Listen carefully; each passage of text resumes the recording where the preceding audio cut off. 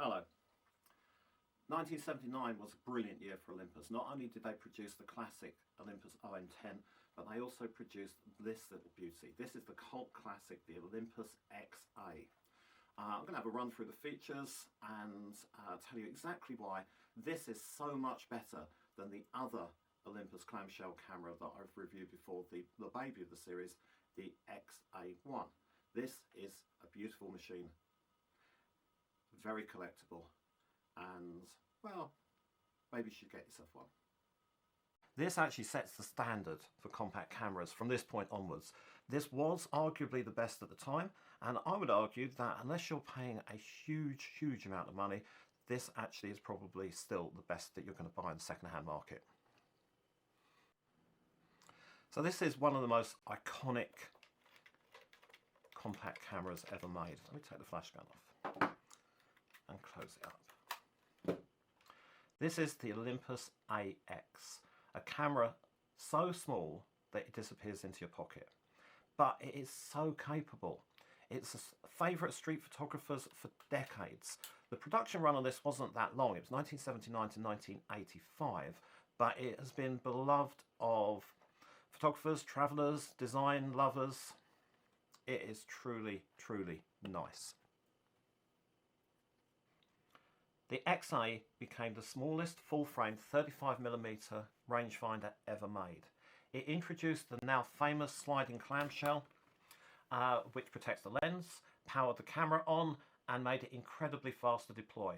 The XA line ran until 1985 and spawned several variants, but the original XA, this one, remained the premium model, the one with the true rangefinder focusing and a fast f2.8 Zuiko lens. Okay, to turn the camera on, you slide the clamshell open. This one's a bit stiff. It's not in the best condition. But once you've opened it up like this, that's your power switch. The camera is now switched on and it's ready to shoot. The XA uses a real optical viewfinder. Align the double image in a patch, focus with this lever at the bottom, and you've nailed your focus.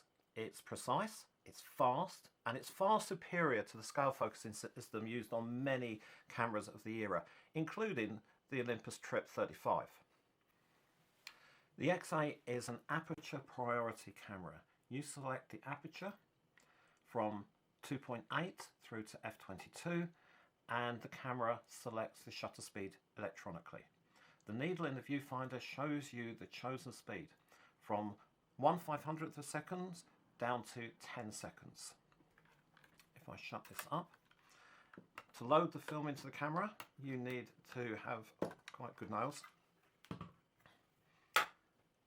It's as simple as this. You drop the film in this side, feed it across, stick it through one of the slots, and then wind and shoot. You'll see that the winder is the same sort of wheel system used on the Trip cameras.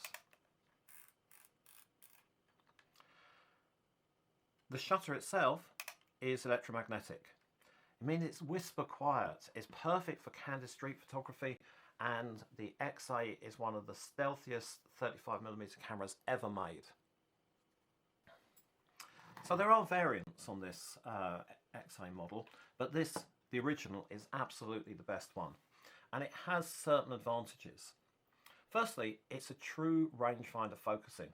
Most compact cameras of the era, like the XA2, the Canon AF35mm or the Minolta Highmatic, they use scales to focus though, rather than having a precise autofocus system that this camera has.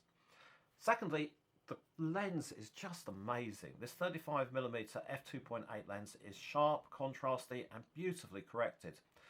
Many of the competitors had slower lenses or simply just not as good quality. This is proper pro quality. And the size is what it's all about. Even today, there are few cameras which can match the XA's size to performance ratio for a film camera. It's smaller than most point and shoots, and it's smaller than a lot of digital cameras. Fourthly, on my list of advantages of this, is that incredibly quiet electromagnetic shutter. Rivals like the Canon F28 or Minolta Highmatic have loud 4-leaf shutters, and the XA is almost silent. It's a huge advantage for a lot of photographers. Fifthly, this clamshell design is utterly iconic. You switch the camera off by closing up the clamshell, and then you protect the optics of the camera. And you do have full creative control. You have aperture priority plus manual focus plus exposure compensation. Exposure compensation on here is actually on the bottom. You wind this out to the side. And most compact cameras at the time simply didn't have this. This one, unfortunately, is not in pristine condition. However, I have seen these in excellent condition going for over £200, especially if they're combined with the flash unit. So the Olympus XA compact camera. This is not in the best condition. However, it's got a nice place on my shelf because it is truly a classic camera of its era.